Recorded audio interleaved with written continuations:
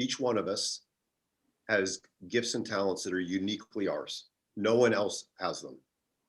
And there are people in the world that we're meant to serve who can only hear the message through our voice.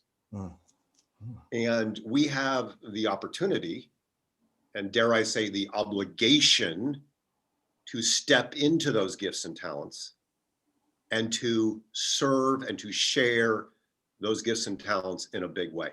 Wow. So go out there and do it. When I first, amen to that. When I first spoke to you, look, I still have that wonderful card you sent me. I took the note. You said we have the obligation Yes. to share our unique gifts with the world. You said that to me. So obviously that didn't take much reflection. Not right now. little consistency in the I'm just trying to validate you, babe. Most of us never learned how to train our brains, which is why most of us needlessly settle, struggle, and worse, suffer. My name is Chris Doris, and I want to make brain training mainstream. This is my series, Tough Talks, Conversations on Mental Toughness. I'm interviewing badasses from all walks of life on what mental toughness means to them and their unique approaches to strengthening their minds. Hey guys, welcome back to Tough Talks, Conversations on Mental Toughness, and I am your host, Chris Doris. If by chance you are not getting notifications of these new episodes of Tough Talks delivered to your inbox, if you're not getting my new blog posts that publish every Tuesday, and if you're not getting my daily dose mental toughness tips in 30 seconds or less delivered to your email inbox at 6 a.m. your local time, no matter where you are in the world, around 6 a.m., then let's go ahead and fix that, shall we? By going to ChristopherDoris.com/lists, L-I-S-T-S, ChristopherDoris.com/lists, enter your name, email, click, problem solved. Our guest today is a pretty damn dynamic dude. His name is Walt Hampton, and let me read you his bio. Walt is an adventure photographer, a high-altitude mountaineer, and an attorney who has conquered 4 of the world's 7 summits, including Denali, Aconcagua, Kilimanjaro, and Elbrus. He is director of Summit Success and founder of the Positive Leadership Academy. He is a dynamic motivational speaker, driven entrepreneur, sought-after leadership trainer, and skilled executive coach, as well as the author of these 2 books right here. His first book, Journeys on the Edge, Living a Life That Matters, which we're really going to get into because I totally consumed this. And this, by the way, this is an unbelievable book. All right, I don't know. I mean, we're going to talk a lot about it, so I just want to say up front, get it. This is incredible. This is like one of the easiest reads, and the chapters are super short and totally poignant. Like there's a takeaway, like a gift in every single chapter. You just don't want, you don't want to skip any. You know, it's like you want to read this slow. It's a phenomenal book. I mean, look at this. Like I just marked the whole thing up. So, and then his second book, which actually came in response to this, I think, because he's like telling you like, you can have it all, right? We can have it all. And then some people in response to that were like, yeah, but I don't have enough time. He goes, oh, bullshit. So he wrote Time Mastery. Power Principles of Time Mastery. Do less, make more, have fun. The dude is great at creating titles. You see the titles of the chapters in this. All right, let's go find the man. He's here. Where are you, Walt? And here he is. We found him. Walt Hampton. I'm so happy you found me. I'm so happy you found me. I'm so happy I found you too. I need to thank Meredith Bell for that. Yes, you do. Meredith Bell, who, FYI, to those listening and watching, is a former Tough Talks guest also, who is perhaps the most service-oriented person that I know. She's got a beautiful servant's heart. Beautiful servant's heart. Unbelievable, the amount of effort that she goes to connect people, and she's connected me with so many wonderful people, you included, and I'm so thankful. So shout out to Meredith. Thank you for connecting us. And thank you, Walt, for a lot of things. Obviously, for making time. You're in Ireland, so what time is it there? It's 10 a.m. here in Arizona. It is 5 p.m. Okay, so thank you for making the time difference work.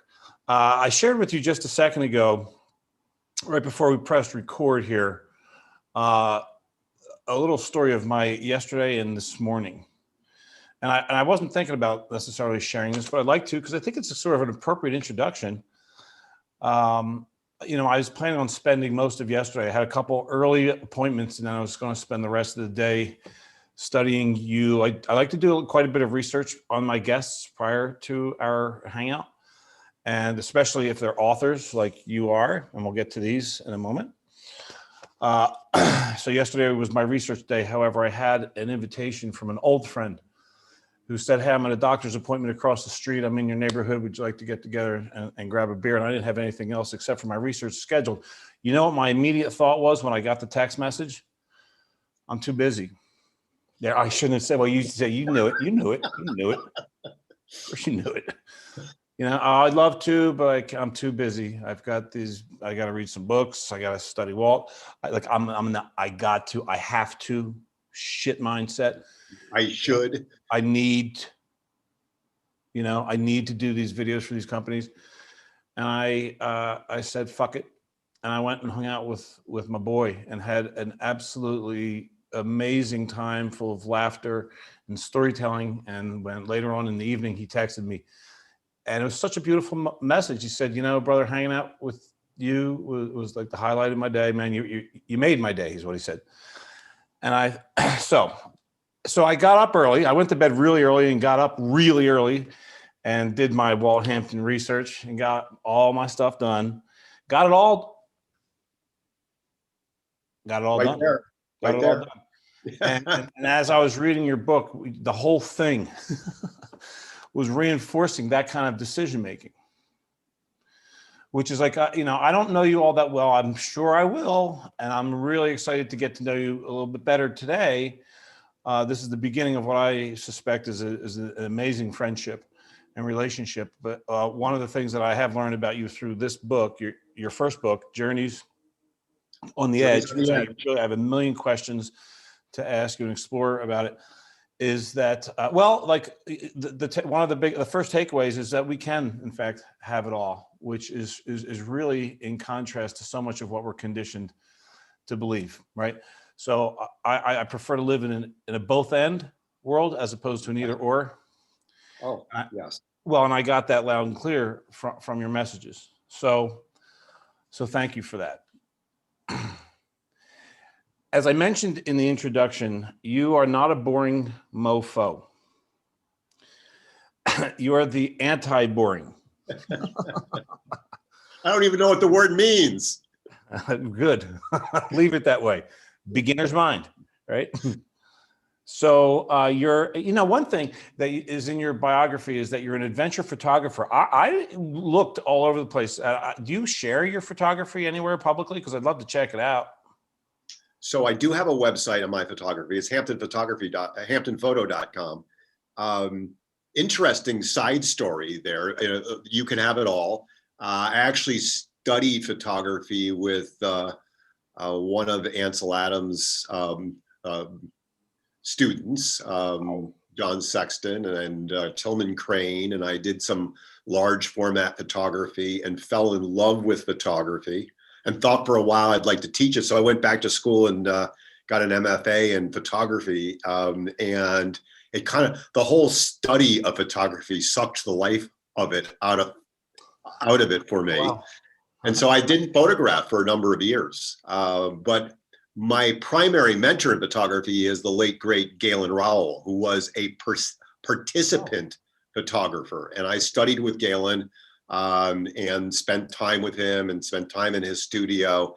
And that idea of being in your environment and sharing the experience from within as opposed to being the spectator photographer. That you mentioned him in the book, and it reminds me of the quote that you included from the Sherpa. Mm-hmm. Right? The Sherpa, he's an Everest Sherpa. What is a Sherpa? And he says, like, they come and they photograph no good. They come and they see good. Yes, many people come looking is the book. Oh, yeah. It's actually a book. That's cool. Yeah.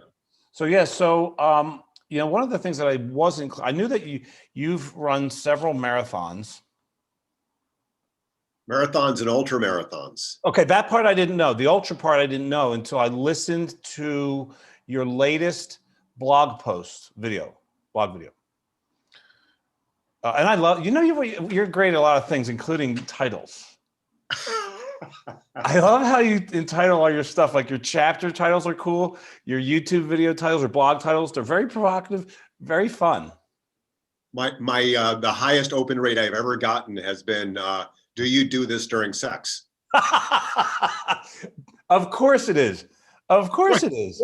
Did you know that 8% of people text during sex? And I was writing a piece about distraction and how distracted we are in the world and how we don't have the capacity anymore to do deep work. And how we're always scattered. It was like, I'm doing some research in preparation for this blog. I was like, what? I don't even want to. No, I don't even know that. No, that's a different podcast. Yes, it is. Yes, it is. That's incredible. Wow. All right. Moving on. You did your first marathon at 53. I did. So my business partner is my beautiful wife, Ann Shabani, author as well. And when we got together, we'll be married now 14 years. But when we first got together, she had been a runner and I was a high altitude mountaineer. And she said, well, honey, if I'm going to do that mountain climbing stuff, you're going to learn to become a distance runner. And so she put together a marathon thing for us, a training thing. And I ran my first marathon and I loved it. Wow. I was like, I mean, it was hard, but I had never been in as good a shape as I was at that moment. And so I said, what's next? And she said, well, most people just go back to jogging and stuff like that. I said, I don't want to give up this level of training. So it was an October marathon. And so she said, well, there are these things called ultras. So we began training for ultra, and we did a 50K, ultra is anything other than 26 miles. So, anything more than. Yeah. And there are certain benchmarks. There's 50K, 50 miles, 100K, 100 miles, all the way up to crazy stuff. And so, we've done some crazy ultra distances. Last year, we ran what's called the R2R2R because we thought it would be fun. It's the rim to rim to rim of the Grand Canyon. Oh, okay. Yeah, you mentioned that. Yeah. Wow. So so it's that's hardcore, man. I can give a testimonial to the legitimacy of that because I hiked it once, slept at the bottom, and it was still the hardest thing I did. I was in terrible shape, but I saw people jogging. I'm like, you got to kill me. That's impressive, man. That's unbelievably impressive. About 14. At what age did you do that? Last year. So I was 62 last year. So awesome. So I spent the morning, I got up, like I said, early and consumed this, obviously. I consumed it because I couldn't stop, could not. So energized. Okay. Another thing that I love about you is your chapters are so short and so powerful. Like there's something that's concrete. There's a takeaway from every chapter. And you summarize a chapter, it's like you're really going out of your way to make sure that the reader has an obvious takeaway from every chapter that you write. And so I'm always looking forward to the next one and don't want to skip one. Yeah, I don't want to miss out on the beautiful nugget. My God, how many books in your life have you read? Good Lord. Oh my good, like all those times. Yeah, some of them are there in my library. Somebody asked me that. That's a very cool Zoom background. I said, no, that's my library. Which is also, it's not virtual. It is a cool Zoom background. But it's my library. Yeah, man. So good. It's interesting. You mentioned also in one of your YouTube videos that and I think the title of it is like, I don't usually admit this or something like that, or I don't usually talk about this or something like that, that you're an introvert? Yes. So an introvert in terms of where I go to recharge. So Susan Cain wrote that beautiful book, Quiet. Like me, Susan was a trial lawyer. And she did this great research around the difference between introverts and extroverts. And her definition of an introvert is that someone who seeks out quiet is a place to recharge, as opposed to someone who goes out and seeks, goes to a party to recharge. Yeah. So I live high on a hill. I mean, I love people and I love speaking on big stages. But after I do that, I need to come back and get quiet. And so I get that. I would like to revisit that a little bit further down the conversation, because I think that's a big deal. But that would be getting ahead of ourselves, because I'm feeling like our conversation doesn't need to, but could take sort of the same path that your book did, which for me was a full circle journey. All right, starting with yes, you can have it all. All right, and like helping us expand our minds and revisiting play, dreaming big, entertaining boundless fantasy, like Einstein's fantasy as a preview of coming attractions and all that, opening up to possibilities, and then going for it, right? And I felt so inspired. And then you get into this section of the book where it's like, oh, by the way, we don't really need to, like, because everything's cool, like you're perfect as you are. We don't need this shit. Don't entertain the illusion that your life will be good only when you check off these boxes. And then you finish with something for me. It's like, but let's not be boring. Let's go get some shit done because we can. But it's both and. Yeah. It's that beautiful Eliot phrase, and to come back and know the place for the first time. It is to experience it all, to take it all in, to live it, and Thoreau says, suck the marrow out of it, and to know that everything is perfect just as it is. Yeah. That reminds me of I don't know who the quote, if it was from Jack Canfield probably, or maybe he was quoting someone, but it's like, before enlightenment, what is it? Before enlightenment? Well, it's chop wood, carry, it's chop wood, carry water. Yeah. Yeah. And then after enlightenment, that's what it is. That's what it is. Chop wood and carry water. Yeah. It's not Jack, it's Cornfield, but Cornfield, not Canfield. Yeah, Jack Cornfield. Thank you for correcting me. They're both. Yes. You reference both of those guys frequently. Yes, I do. Jack Cornfield is I think, not delete. I think he is my favorite storyteller in history. He's so good. He's so good. I spent a lot of time. He and Joseph Goldstein and Sharon Salzberg, as you know, they were like the missionaries. They grew up on Long Island, went to India, and then brought Vipassana meditation to the West. And the three of them founded the Insight Meditation Center in Barre, Massachusetts. And I've spent a lot of time there, and I've spent time with Joseph Goldstein, so I know Joseph. Oh, how cool! So here's a question for you, and this is a big one. I didn't prepare you for this, so if this takes some moments of reflection, I'm all for it. Well, if you could only really deliver, because you do a lot of speaking, obviously you do a lot of writing, you create a lot of content, you're an influencer, right? You're a thought leader. If for some strange cosmic reason you were only permitted to really share one message with the world, what would it be? Each one of us has gifts and talents that are uniquely ours. No one else has them. And there are people in the world that we're meant to serve, who can only hear the message through our voice. And we have the opportunity, and dare I say the obligation, to step into those gifts and talents and to serve and to share those gifts and talents in a big way.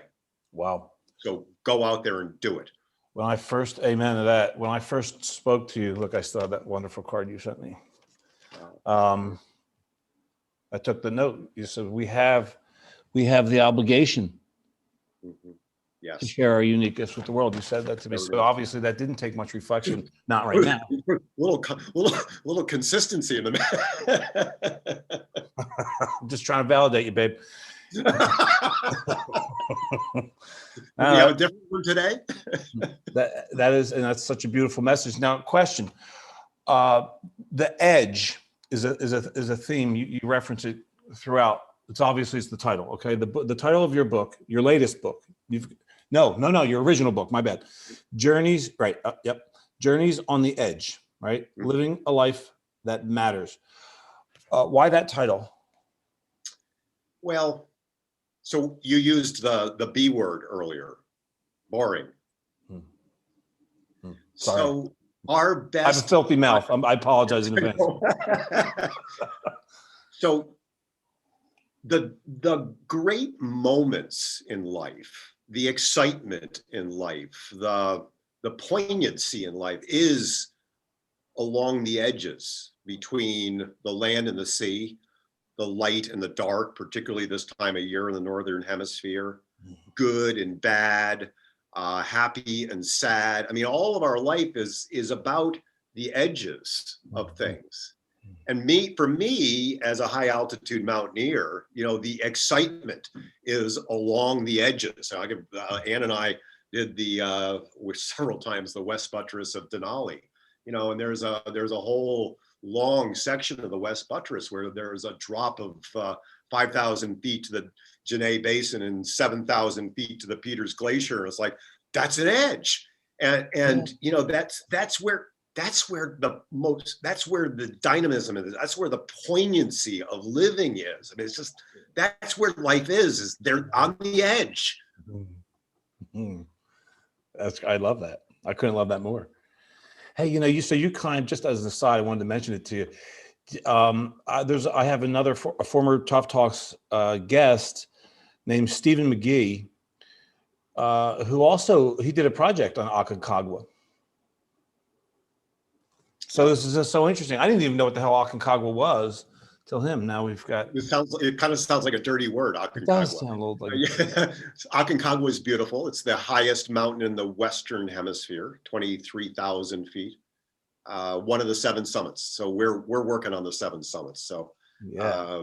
So Aconcagua is beautiful. I've been on it 6 times. I've summited twice. Wow. Okay, wait. Did you just slip in there? We are working on the 7th summit. 7 summits. No, we're working on 7 the 7. summits. We've done 4 of the 7. Okay, and you're working on them. Yeah, it's a work in process, like all of life. It's Forever. A work in process. Forever. Yes. Right. That's one of the points that you make towards the end of the book. Is why would you stop? Why ever stop? Why ever stop? Why? Why? Somebody said, when are you going to? Somebody said, well, when are you going to retire? I said, I'm never going to retire helping people. Why would I stop helping people?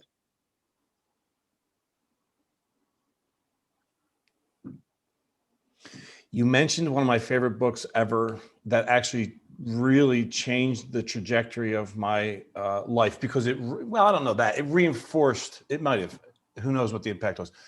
The Marcia Sinitar book. I read it immediately after graduating college. It's called Do What You Love, The Money Will Follow. There's more to the title, but I can't remember that. The book is in this house somewhere. I actually looked for it this morning for about 15 minutes because I wanted to hold it up, but I can't find it. I'd go looking for mine, but I'd have about the same amount of. I can see it's super colorful. It's a super colorful cover. But yeah, Do What You Love, The Money Will Follow. And you talk in the same chapter about the importance of play. Can we go there for a second? Yeah. I'm a huge fan of play. I'm into the world of human peak performance. Yeah. I'm a pretty big fan of play. One of the things I like to say is that play is the most responsible thing we can do. Yes. And there's another P word that we ought to maybe talk about a little bit too, because they go hand in glove. It's play and practice. There's the other P word, practice. Okay. But I think joy is our birthright. I think joy is our birthright, and we take it all so seriously. And I talk to my clients about that. Even business should be play. One of the things, even business. Even business. One of the things, that is tough for lawyers is that, there's a downside to getting stuff wrong, in medicine as well. In marketing and, in my world of helping people build business, there's only one true arbiter as to whether something's working or not. It's if the market tells you it's working. And so you have to play, you have to experiment, you have to be creative. Business is creative. It's iterative. We get to wake up every single day and create something new.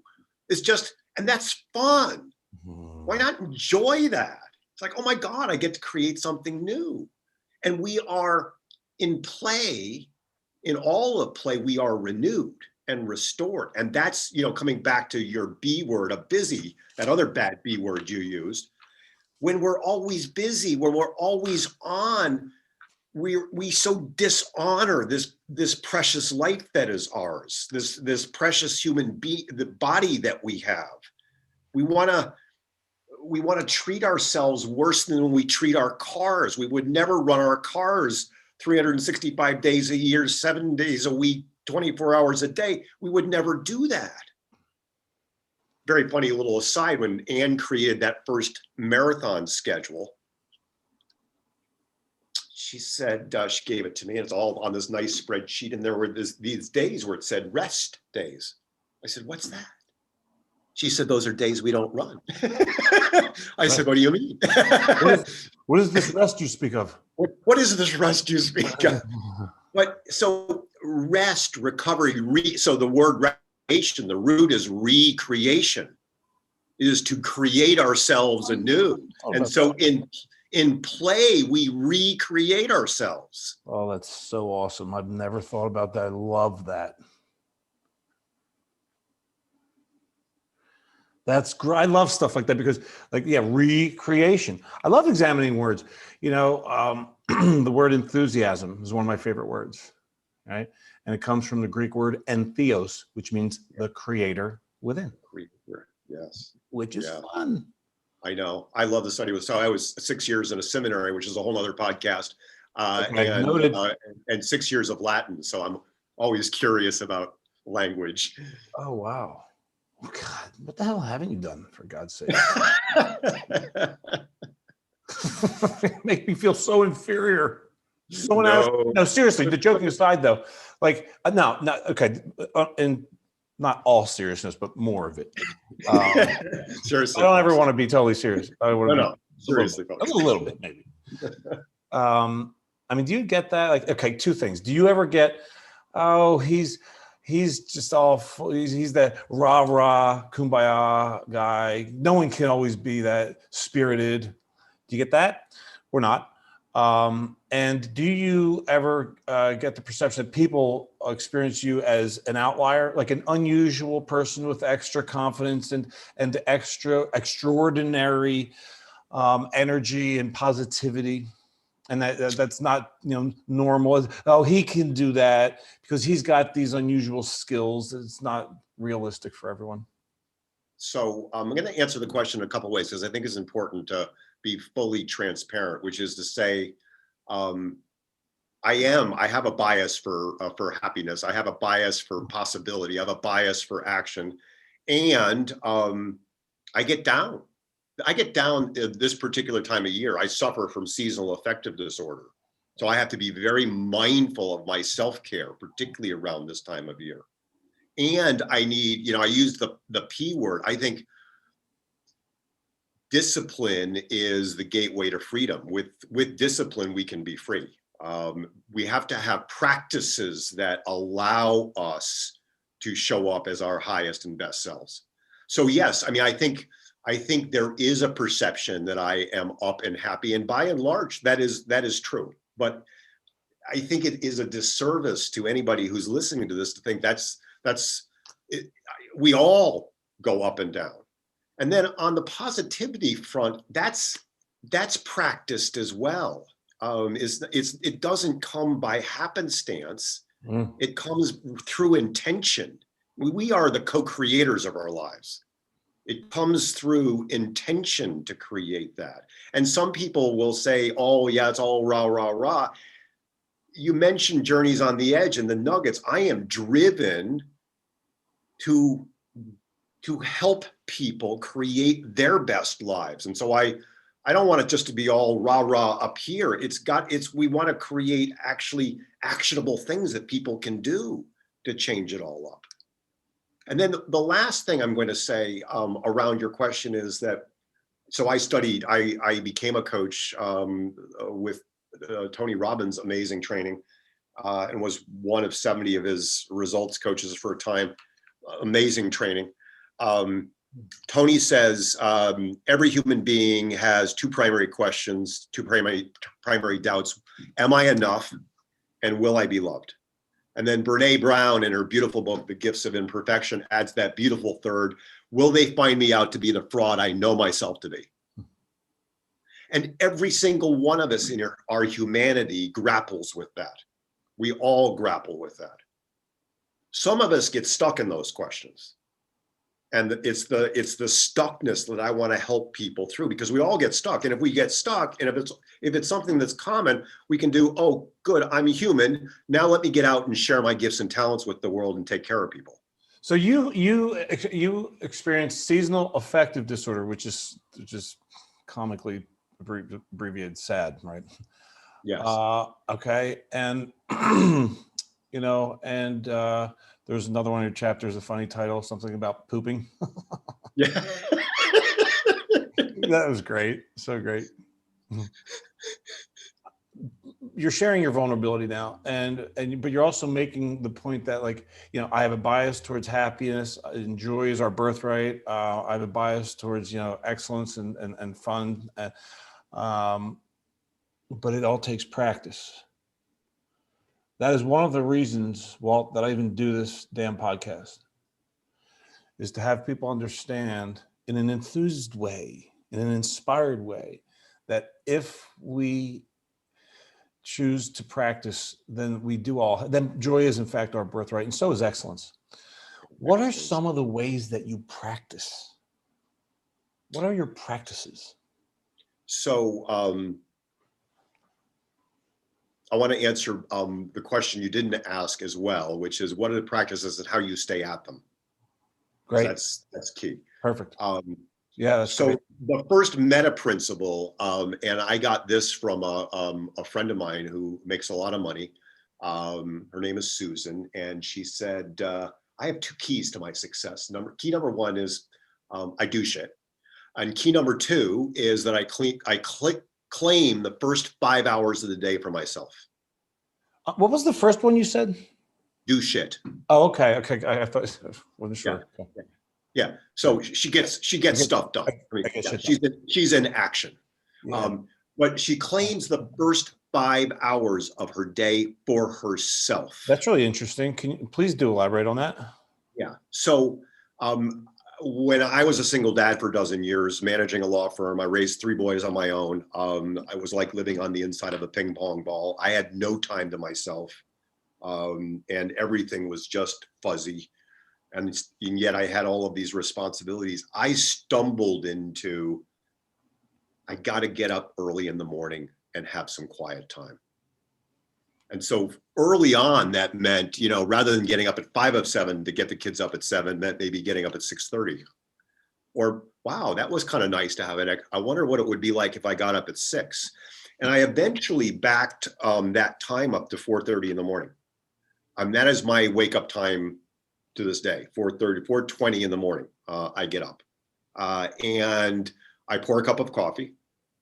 And then I do my first practice of the day, goes back 25 years to when Julia Cameron wrote her book, The Artist's Way, her practice of morning pages, which is 3 stream of consciousness journal pages.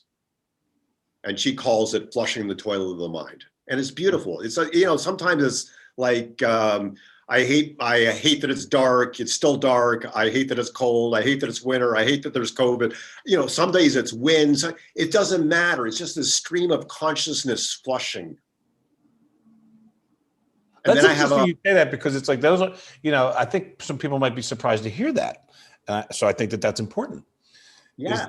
Right? It's like, well, this is my truth right now. I hate that it's fucking cold. Yeah. Yes.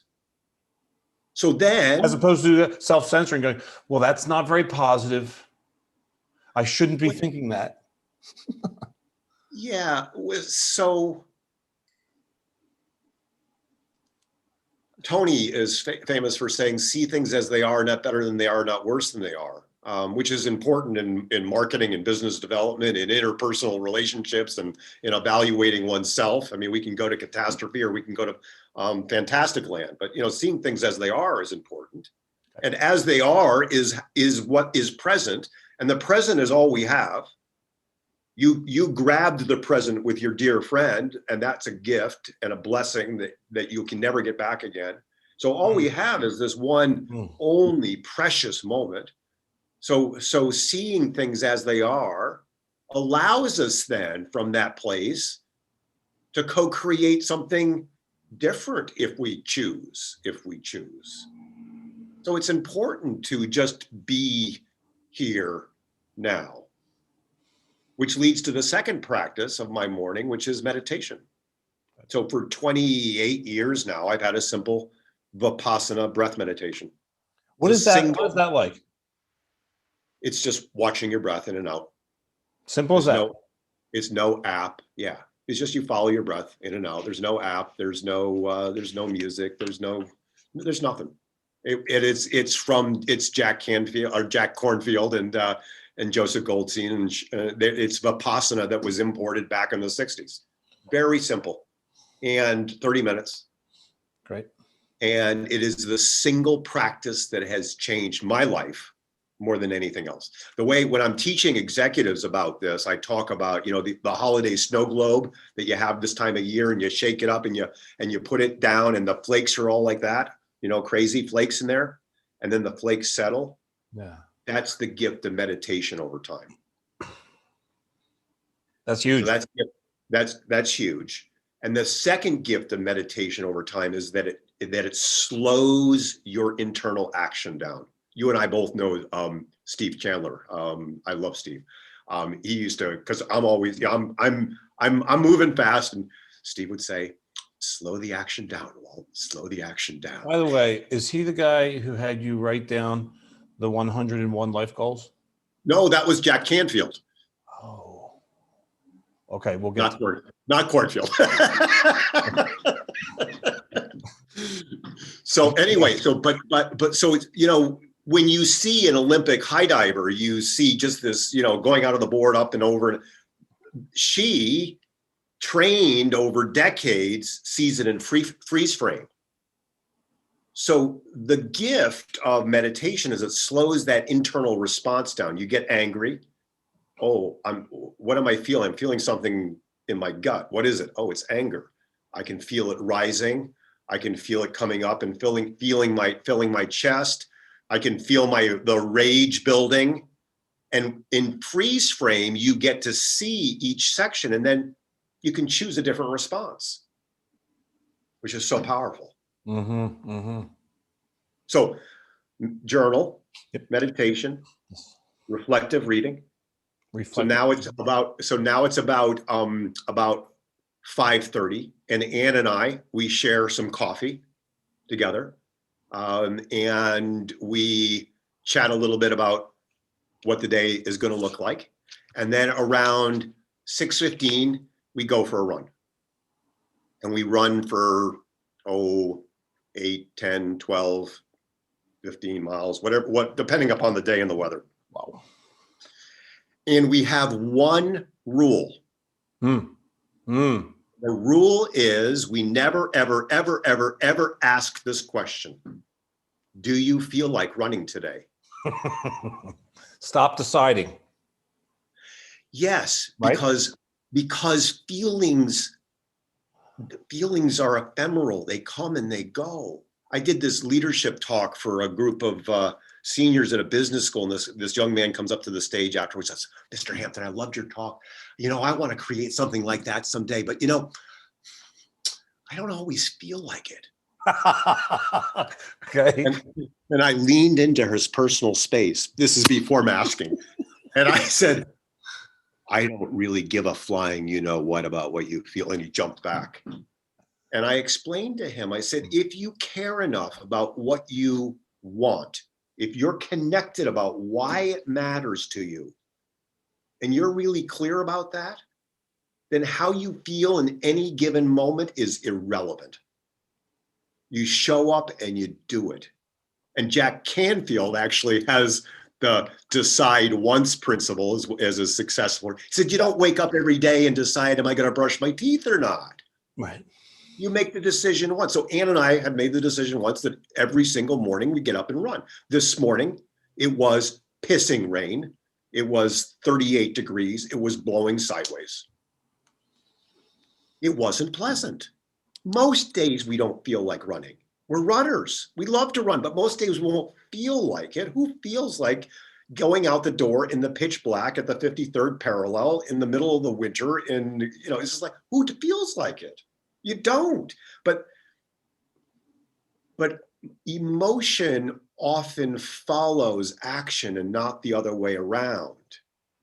So you get in action and the muscles start to loosen up, and it's actually not raining as hard as it looked on the window.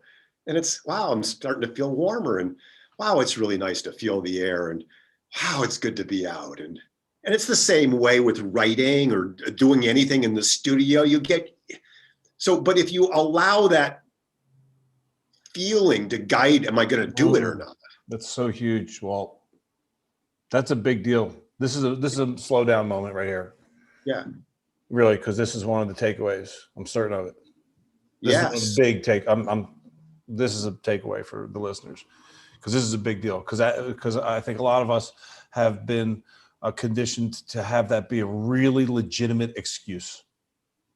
Like to just totally buy into that and to legitimize, the inaction. Yes. Oh yeah. Let's stay with this for a minute, okay? Yeah. But most of us don't feel like doing most stuff most of the time. I mean, seriously. I mean, who wants to take the time to plan out something healthy to fuel our body with, or who wants to get up at 4:30 in the morning? Well, I don't want to get up at 4:30 in the morning. I don't know anybody who really wants to get up at 4:30 in the morning. Right. So, I mean, there are a lot of days where it's like, oh my God, I got to film a blog video again. I don't feel like that, really. Okay, all right. So I'm going to play dumb here. You're making this sound a little easy, brother. Like that whole not feeling like it is a pretty compelling feeling. Yeah, but here's where I want to connect the dots. A lot of people will come to me as an executive coach and they'll say, Walt, they'll be successful mid-career professionals, the person who will often come there. I want to start a new consultancy, but I don't really know how. Mm-hmm. Mm-hmm. I don't know how.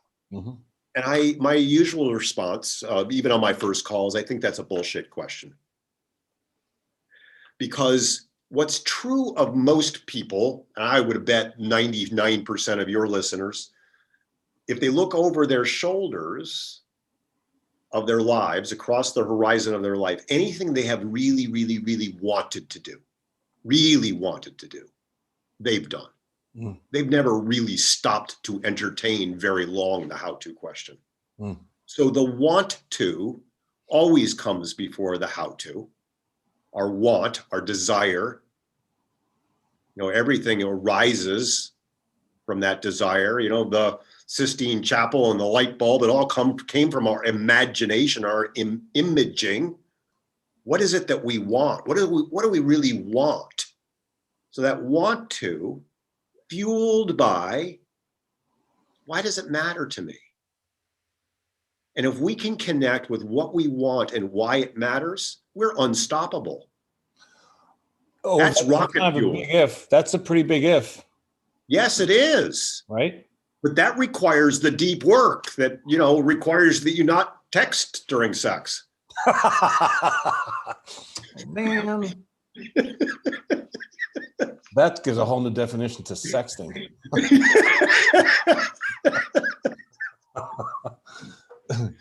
Right. But no, okay. Yeah, right. So therefore the work, the practice. The practices. Yeah.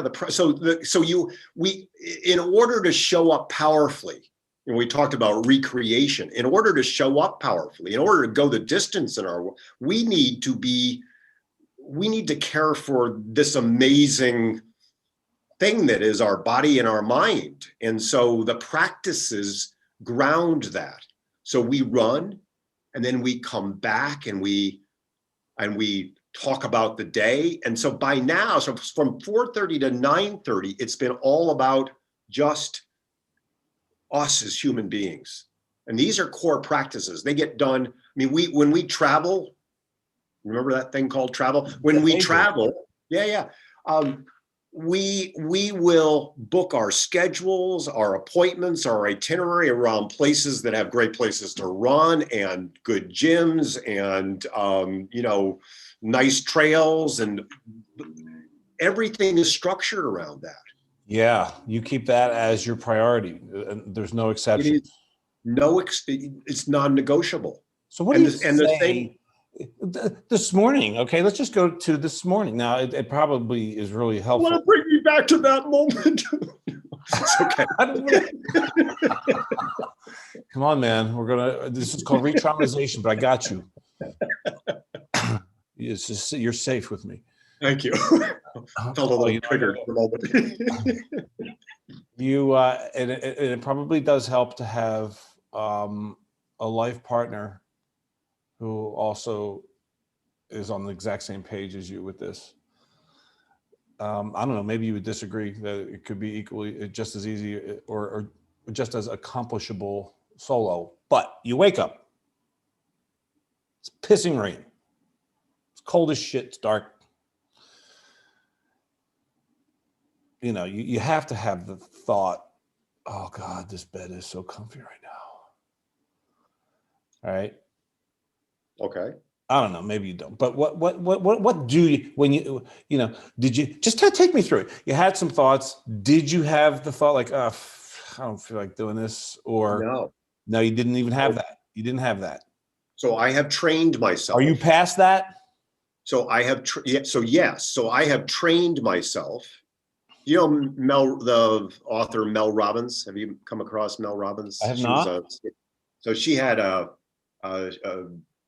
she's in the personal development world, speaks a lot. In her first book, she had this practice: when the alarm rings, stand up. So for the most part, my body has been trained where I don't have an alarm. But when the alarm rings, I stand up. Just alarm rings, stand up. And I ask one question. What? Huh? I'm sorry. And I ask one question. Yeah. And the question is, what amazing opportunities will I see today? Oh, that's big. Okay, let's slow that one down. As opposed to a much more popular first question of the day is, oh fuck, what do I have to do today? No. So this is training. This is I have just trained this. So the alarm rings, I stand up, and the first question I ask is, what amazing opportunities will I see today? So you are totally, through practice and training, governing the inner dialogue as you're getting dressed and doing, well, as you're doing the journaling before you even journal. Yeah. Just like, journal. You're not giving room for the old school self-talk or low-grade emotions of like, I don't feel like it. I don't feel like doing this. You just don't have room for that. But you've trained yourself beyond that. But what can you remember? But can you remember what the time in your life before you had arrived, before you had earned that skill? Yeah. Yes. Okay, because you hadn't had enough of the training yet, where that was like where the old thoughts and like, I don't feel like it was dominant. Yes. Talk to people who are there. Like, all right, what's the training like? What do we got to do? So it's always, I don't care what it is. It's little tiny steps. Number one, when somebody says, I want to run my first marathon. Do you have you run before? No. Okay, that's great. You're perfect. Do you jog? No. Do you have a pair of shoes? No. Go out and get a pair of shoes. And then walk around the block. And walk around the block again. You have to get a beachhead. You have to get some traction, some early wins in order to anchor stuff.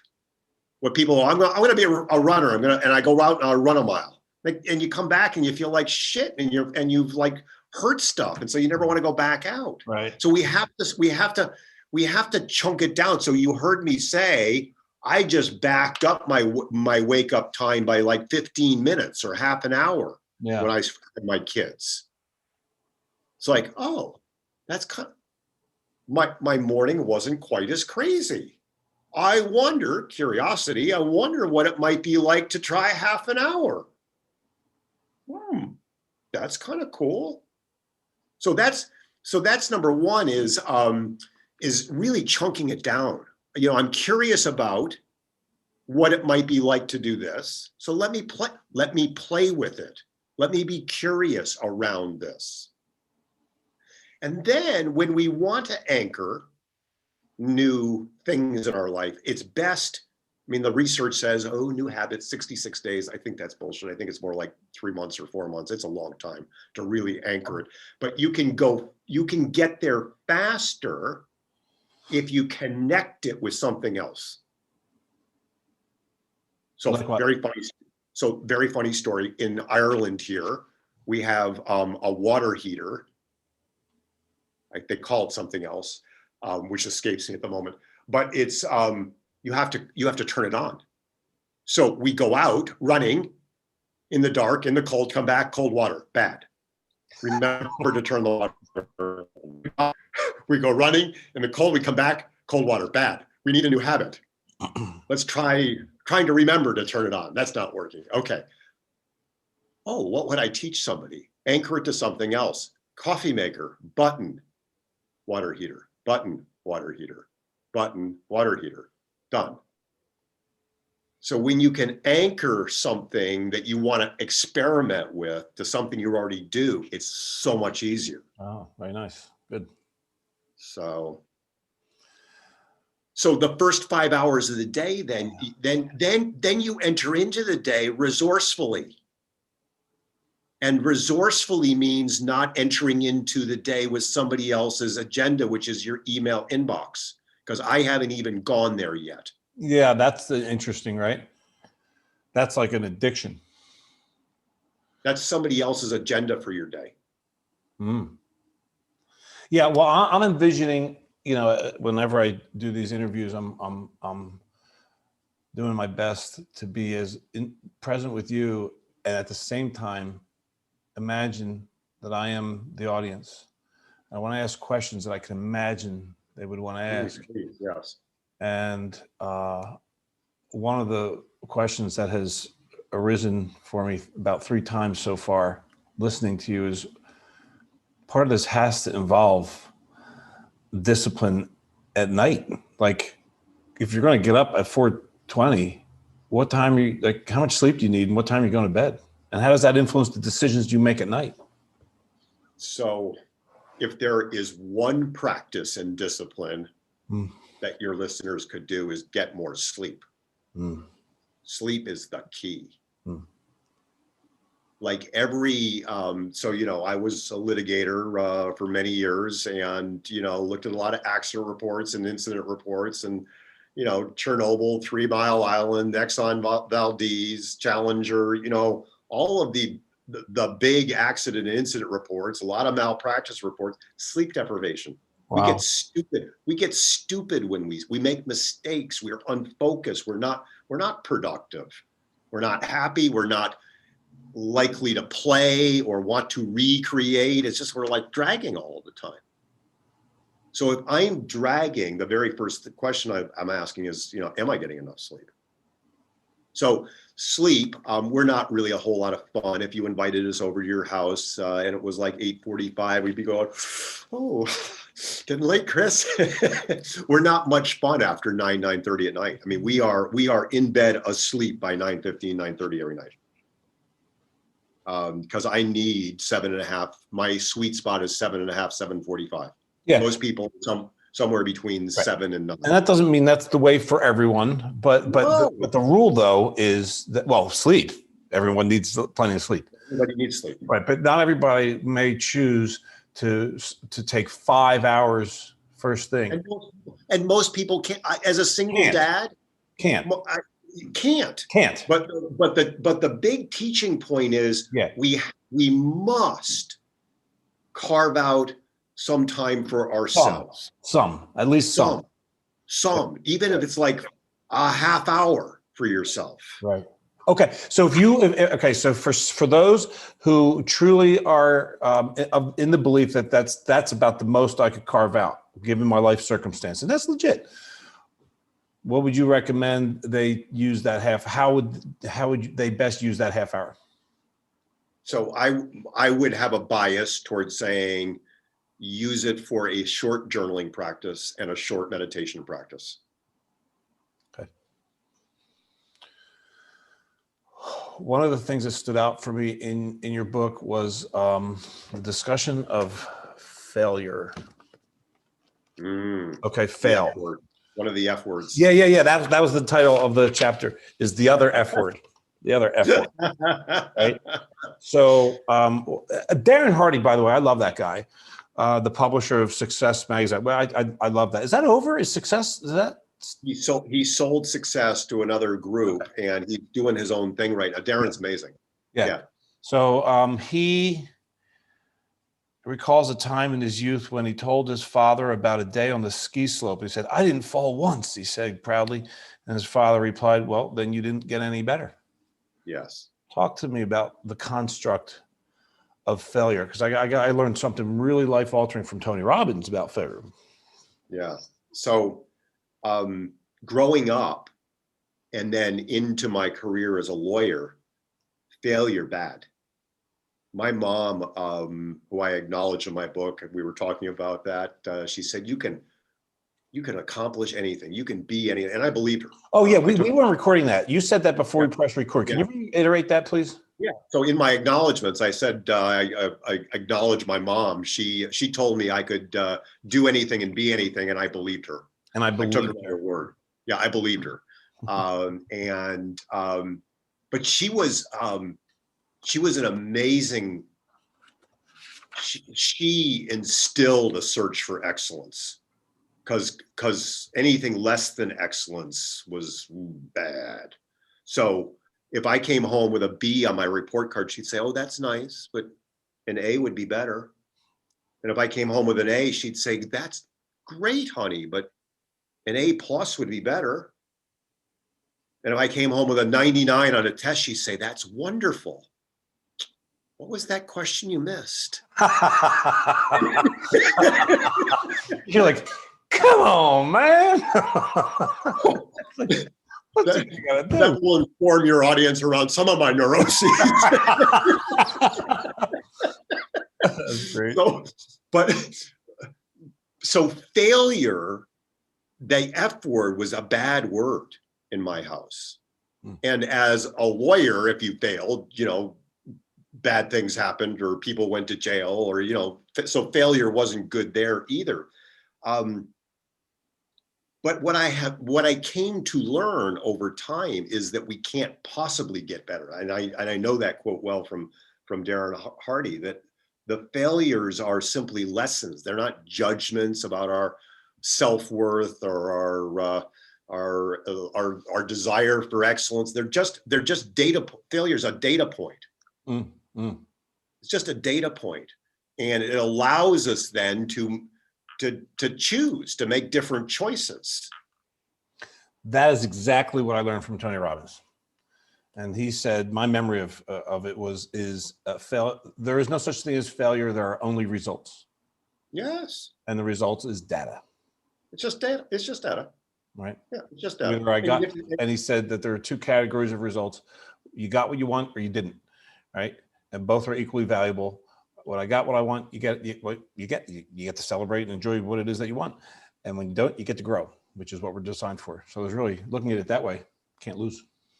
We need to talk about celebration. I'm down for that, man. That's on my list. It goes along with play. Yeah. That's right there this is my IMs list, and that's right there, smack dab in the middle. I am celebration. So I'm all ears on that. And it's something that high achievers and peak performers are horrible at. You want to go there right now? Well, let me just connect the dots on the failure piece. Oh, perfect. Which is, it doesn't have to have judgment. So we're big believers in the debrief. We debrief we debrief races, we debrief mountain climbs, we debrief team meetings and webinars and teleseminars and events. But the debrief is just really simple. It's did well, do differently. Not do better. It's just, okay, we have some data points here that maybe didn't go the way we wanted it to. What will we do different in the future? Yeah. So it doesn't have to come with a lot of baggage or negativity. It's Love that. did well. But the did well piece, so many of us blow past the did well piece. Why is that?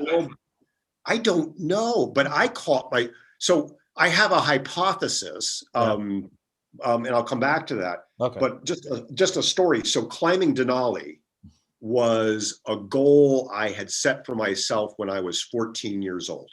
Wow. So this was a goal. This was like a goal a decades long. It was a life goal.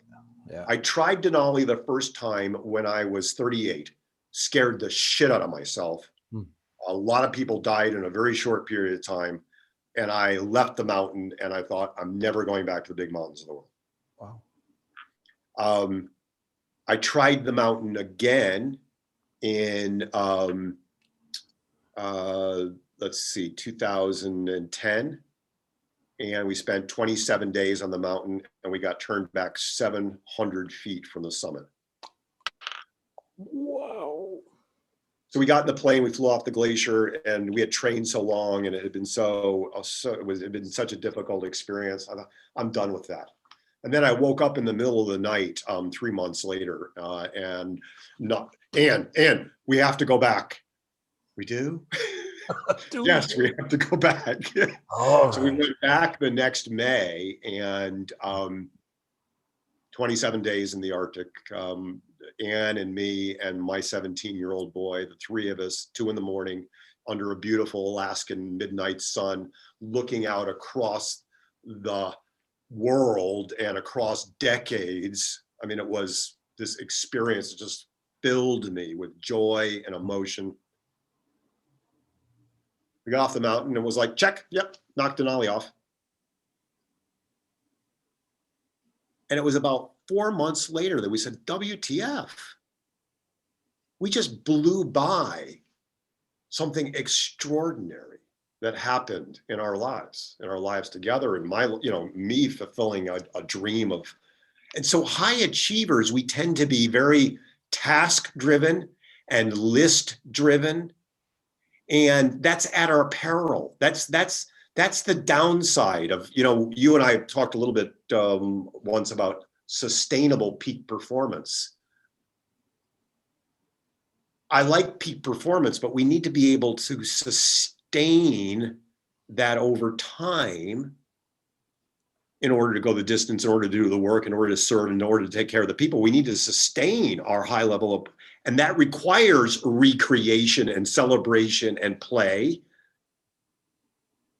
And all of that is part of fueling the engine. We have to come back to that place. So that's the edge. We can be driven, but we have to play. We have to celebrate. We have to celebrate the amazing achievements.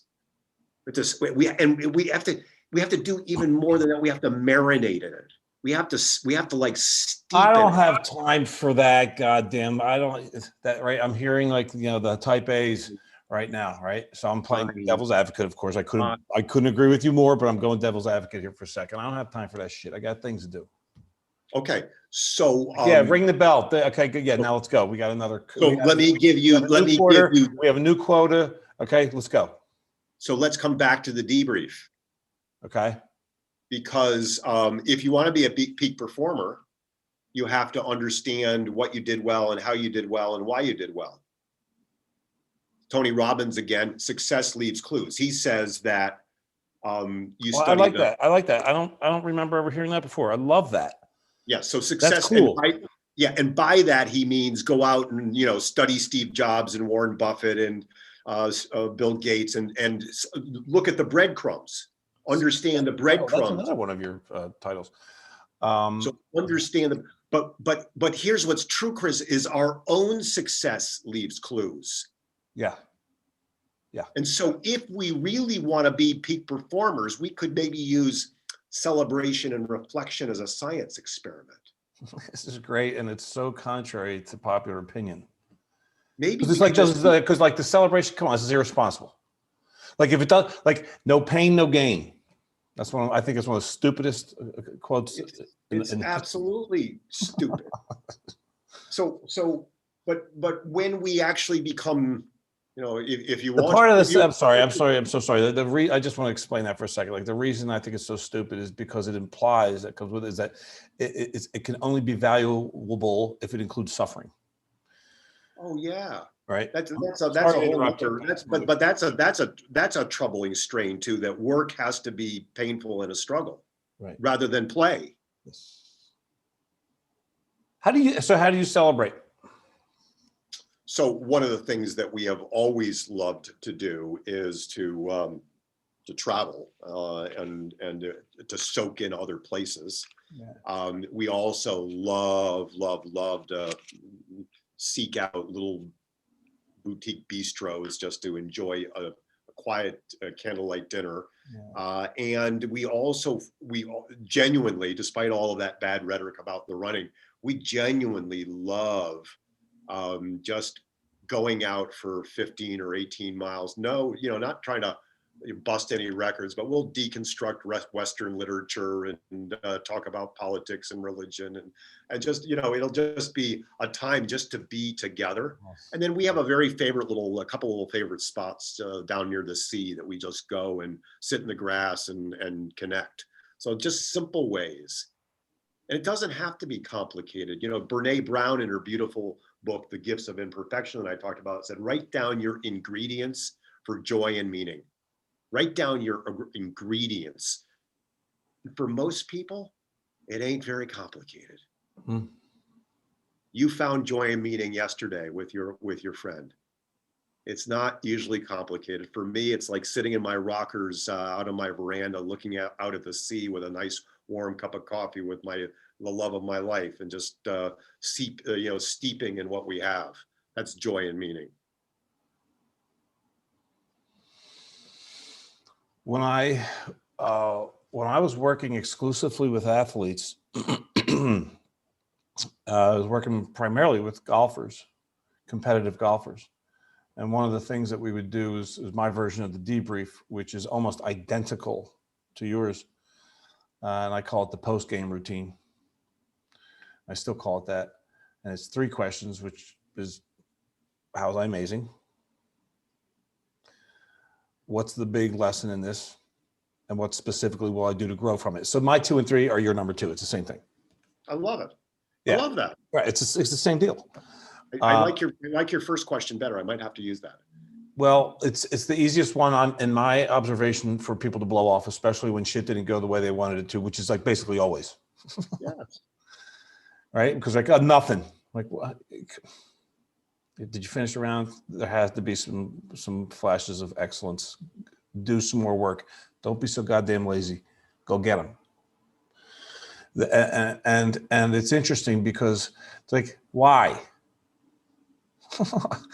Let's just move to number 2, where I gotta know where I fucked up so I can get better. I can beat myself up sufficiently. Yeah. Right. Yeah. So there is great. So it actually takes discipline, and this is it seems paradoxical to me, but I get it because it's the conditioning. It's the conditioning of more for its own sake and the addiction to further than now and not enough and all that. That stopping to acknowledge we have lost clarity on the practical value of acknowledging our excellence. Yes. and celebrating it. Yes.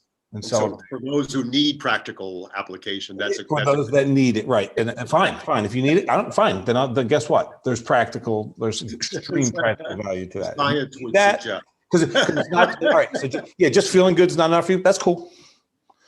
As a lawyer, I'd say the evidence would suggest. Exactly. Right. If you need me to legitimize it as a behavior that's going to take time, then let me tell you that there's a reason. How long so who was it that had you do your 101 So Life that's goals. Jack Canfield's. We're just not to get our Jacks mixed up. Yeah, Jack well, I Canfield's started that. Chicken Soup for the Soul.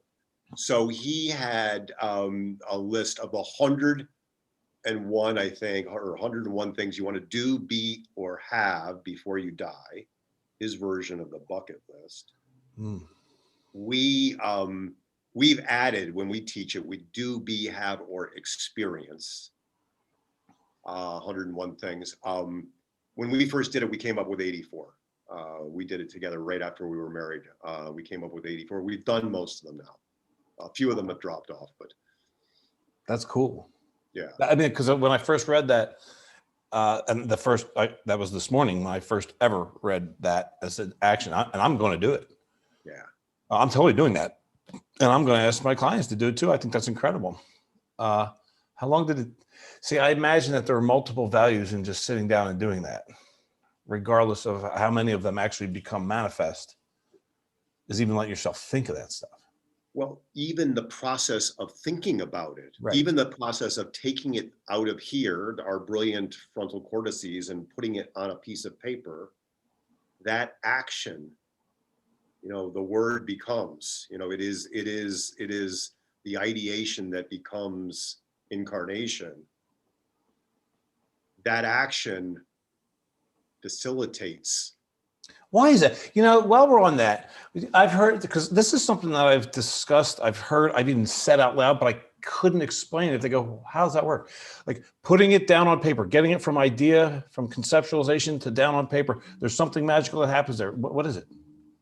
Well, the problem with people who suffer from SPS, which is very bad, if it lasts for more than 5 hours, you should call your doctor. Smart person syndrome. The problem with smart people is we think all the time, and we think that we can figure things out all up here.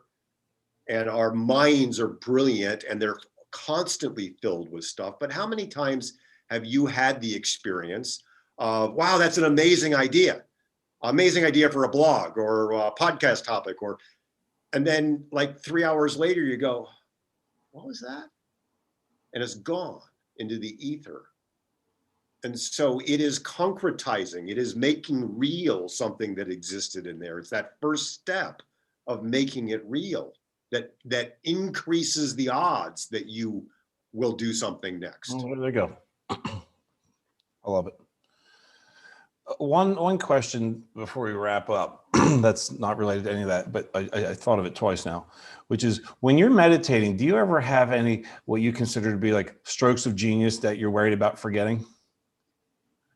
Yes. And what do you do? I usually just write them down. Oh, so you actually keep like a pad of paper with you when you're meditating if you have an idea? I never. So Jim Rohn said early on, he said, the people who are successful carry a notebook everywhere with them. Oh, that's cool. So when Ann and I go out to dinner, we carry a notebook. When we run, I have a little golfer's pad in my running belt. So like you'll have an idea and you'll stop running so you can write down the idea and then put it back in your pocket and truck on. It's awesome. I love that. That's so cool. That's one of my favorite takeaways from the whole damn thing today. Because we every one of us, every one of your listeners, we're just chock full of amazing stuff that we can do, be, have, create, experience. We're always generating that stuff. And part of our obligation to get our ideas out into the world is to capture them and to make them real. Way to bring it full circle there. Man, thank you for who you are. I tell you, I'm feeling so freaking pumped right now because of you, baby. Come on. Thank you for the way you show up. Thank you for your contribution. And thanks for our new friendship. Thank you. And thank you for the original book, the Journeys on the Edge, Living a Life That Matters. Your original, wait a minute. Yes. No. Journeys on the Edge is the original. Original. And then your second book, The Power Principles, Time Mastery, right? Do less, make more, have fun. Have fun. Have fun. The other F word. Yeah, man, the good F word. Yeah, and you said you wrote this one in response to some reactions to this one, right? Like, so you were asking really important questions about, so all these great ideas, Walt, but we have lives to live and people, things to do and mouths to feed, and that's Yeah. true. Yeah. And so the question is, how do you create the practices and the disciplines and the boundaries? Most of us have very porous boundaries. How do we create the practices and the disciplines and the boundaries so that we can co-create these amazing gifts that are our lives? Yeah. Okay. So that's why you wrote the second book. That's why I wrote Time Mastery.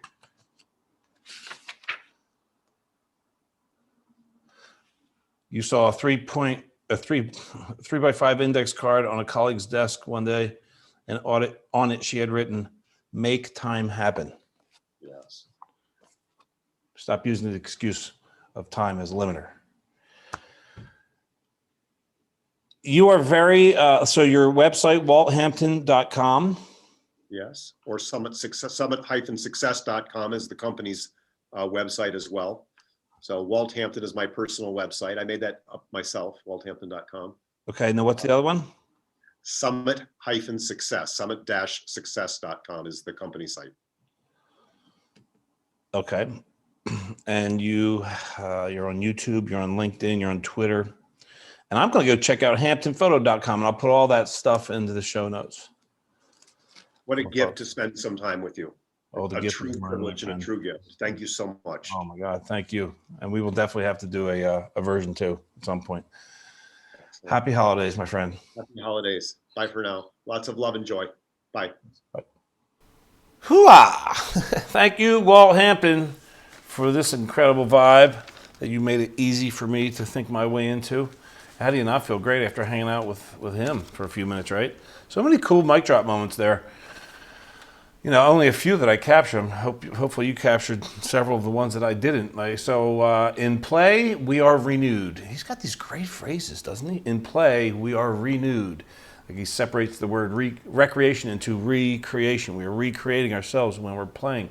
Joy is our birthright. That's so huge to me because, part of our conditioning of the past would have us believe that we have to go do something. We have to be something more or do something, get something to be true that isn't true yet in order to have the luxury of experiencing a state like joy. And that's all bullshit. Joy is our birthright. Nothing needs to be different. We can simply choose it. And it's an intelligent choice to make because when I do, then I operate all forms of creative genius and maximize the probability of creating excellence in addition to already feeling like a badass. Discipline is the gateway to freedom. Love that. Wow, that's a hell of a morning routine, isn't it? That he's got 5 hours. Holy moly. This dude's disciplined. Look how joy-filled he is, too. Journal, 3 pages of freewheeling, meditate, Vipassana meditation, breath. Read, a little bit of reading, and then exercise. I'm not a big runner. I'm not a runner, period. But I appreciate the exercise. Get the body moving. It's beautiful. Success leaves clues. I'm surprised I never heard that from Tony Robbins before. Examining our successes and learning from our successes, acknowledging and celebrating the value of celebrating our successes is immense and often blown off. Don't blow that off. Celebrate, baby. And each of us has our own unique gifts, super unique, completely unique to us. And it is actually our obligation to share them with the world. And finally, yes, we can have it all. All right, guys. So if you're digging these Tough Talks episodes, please don't be stingy. Share them. Share them with your peeps. Let's spread the Tough Talks word, right? Like, subscribe, and share. Would love that. Thanks for tuning in, as always. Until next time, great miracle.